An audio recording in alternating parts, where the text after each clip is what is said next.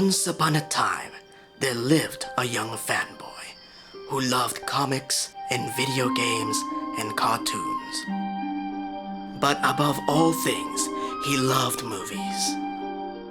When a great darkness came over the land to threaten the films that he loved so much, he did his best to fight it. But deep down he knew that one day, the darkness would return. Oh, freak out!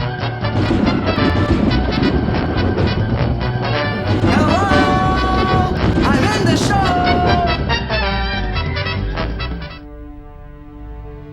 In a world of uncertainty, where movie theaters are plagued by remakes and sequels, in a world where big-budget movies can still suck, in this world we have the Blockbuster Buster.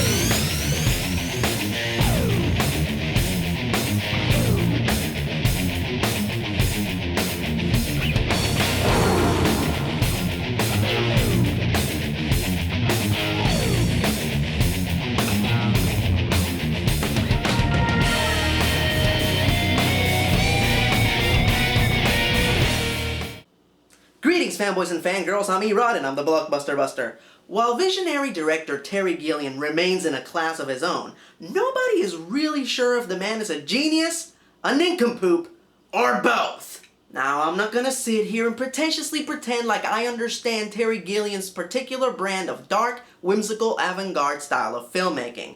But what I do know about the man is that he avoids commercial films like the plague. For those of you who don't know, commercial films, for the most part, are movies that could give two flying fucks about telling a story, and are made exclusively to make big money. In other words, 90% of everything that I review.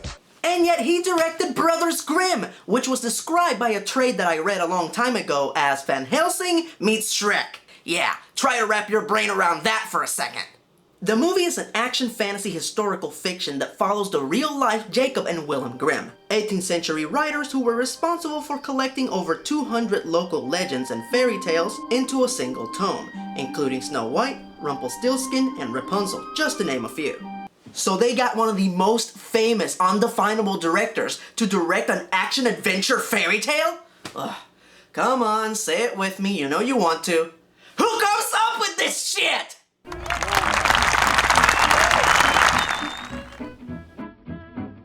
Alright, Fedora Freddy, we need to produce a big budget extravaganza, but we can't afford to buy the rights to any established properties. If you want wealth and fame, you have to go with public domain. I have 3 words for you: action, adventure, fairy tale.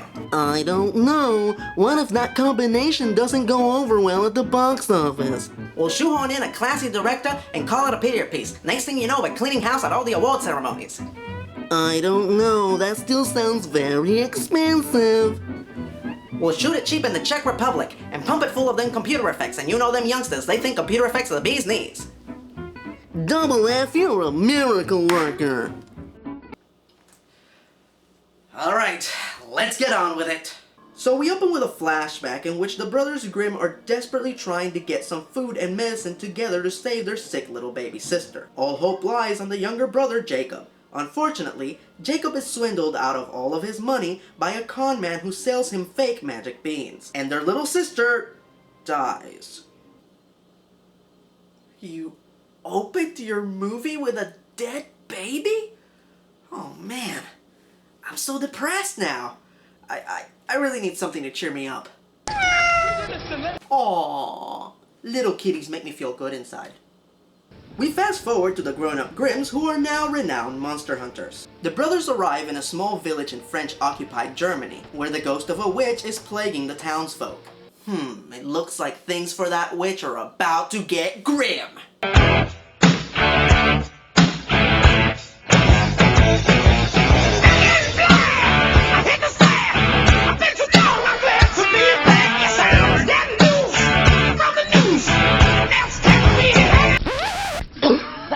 Awful smoke. You know, just once. Just once, I'd like to sell it on the strength of my performance. Wait, it was a con? Wow, what a cool premise! They create the threats based on local legends, show up and miraculously solve the problem. You know, it kind of reminds me of the Frighteners, and... oh man, something really lame is about to pop up, isn't it? Signore, with bounteous pleasure, I, Mercurio Cavalli. God, I hate being right. So enter General de la Tomb's main enforcer, Mercurio Cavalli. And I just happen to know that Mercurio Cavalli translates to annoying douchebag! And don't get me wrong, I like Peter Stormare. He's a great performer. But in this movie, he is one irritating butt munch. So it turns out that the French authorities are onto the Grimm shenanigans. Your horses are ready. Avanti!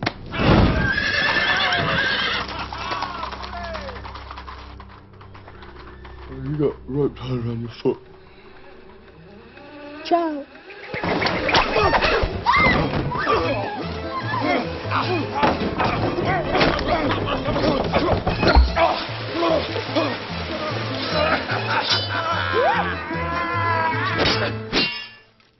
Well, that was mildly inconvenient.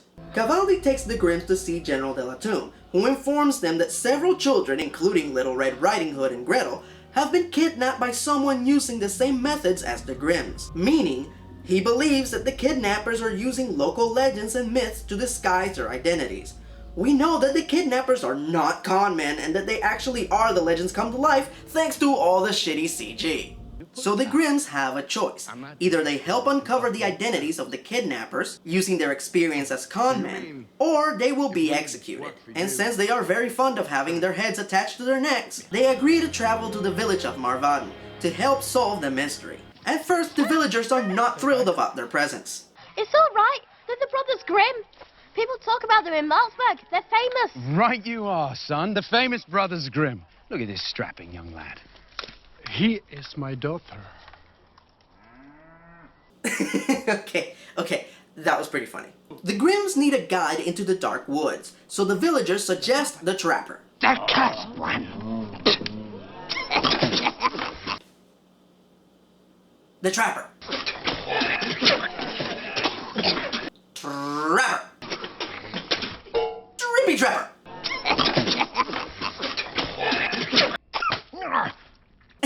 I could do this all day. So they go to see the, you-know-who, and...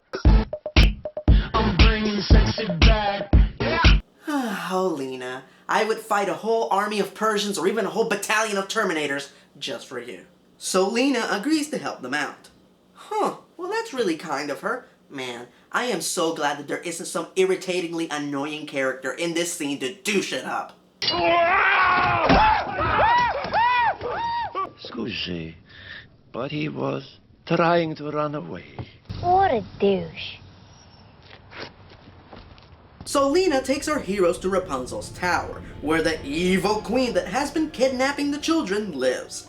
Oh look, it's already time for incredibly awkward backstory! So for no good fucking reason other than it being written in the script, Lena decides to tell them the legend of the evil queen, who was very vain, so vain that when a disfiguring plague struck her kingdom, she hid herself away in an unreachable tower to avoid the plague, and now apparently she needs to kidnap 12 young girls to absorb their life essence and restore her youth. This of course raises a few minor questions, like how exactly did moving into an unreachable tower stop her from contracting a disease? And more importantly, where does she learn all the magic to do all the things that she's doing? I don't know. It's a mystery. After achieving absolutely nothing, our heroes go back to the village, where one of the evil queen's henchmen feeds magical fake CG bugs to a horse. And then this happens. Spider horse does whatever a spider horse can. You know, Spider Horse from that fairy tale that doesn't fucking exist! Lena chases after the Spider Horse in an effort to save the kidnapped child, but more shitty special effects interfere, and then the big bad wolf shows up.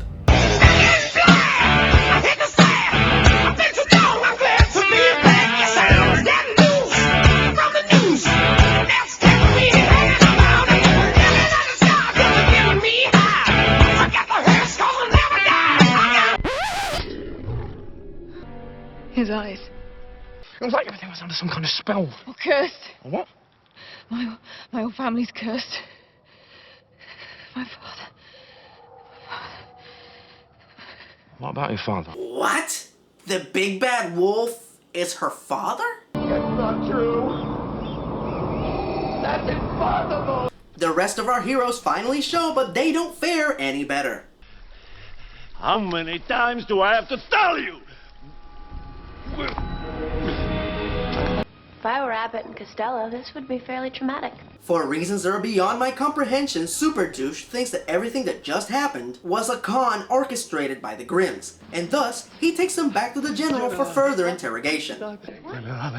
Your soldiers, Finito, they are dead.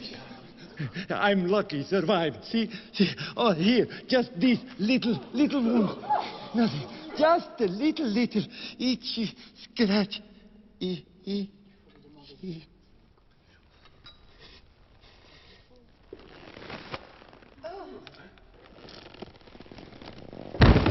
Gee, I'm glad they included that scene in the movie.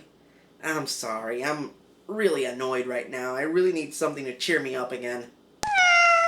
Aww, it's that cute little kitty from earlier. She's innocent, let her go! General, you keep working with Cavaldi. This country won't be yours much longer. He panics. Great Cavaldi never fails.